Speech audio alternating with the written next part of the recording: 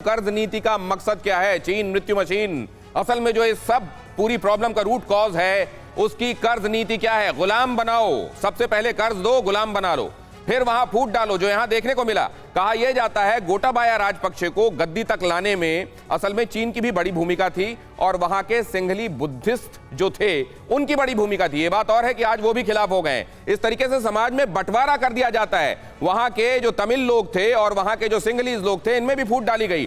फूट डालो और राज करो चीनी बाजार को, और आखिरकार वहां चीनी माल को उतार दो, चीनी बाजार को बढ़ावा दो। यह चीन हमेशा से करता रहा है। आप जानते हैं, हम्बनटोटा पोर्ट पर 99 साल की लीज पर सैन्य अड्डा बनाकर भारत पर निगाहें स्ट्रिंग ऑफ पर्ल्स के तहत चाइना रखना चाहता था और हिंद महासागर में वर्चस्व बढ़ा लेना चाहता था, क्योंकि इस आइलैंड में अगर उसकी मजबूती हो गई तो फिर इंडो पैसिफिक में खास तौर से वो बहुत मजबूत हो जाता है। कजाकिस्तान, वहां का हाल देख लीजिए।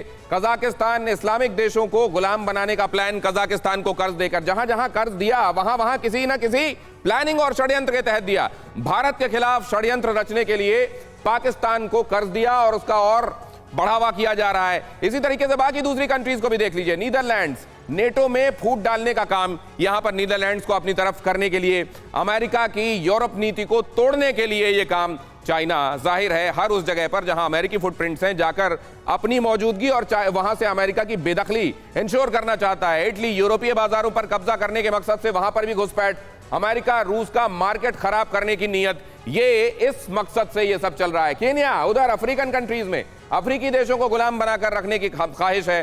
पश्चिम से दक्षिण तक साम्राज्य फैलाना, साम्राज्यवादी मानसिकता, उसी के तहत यह किया जा रहा है।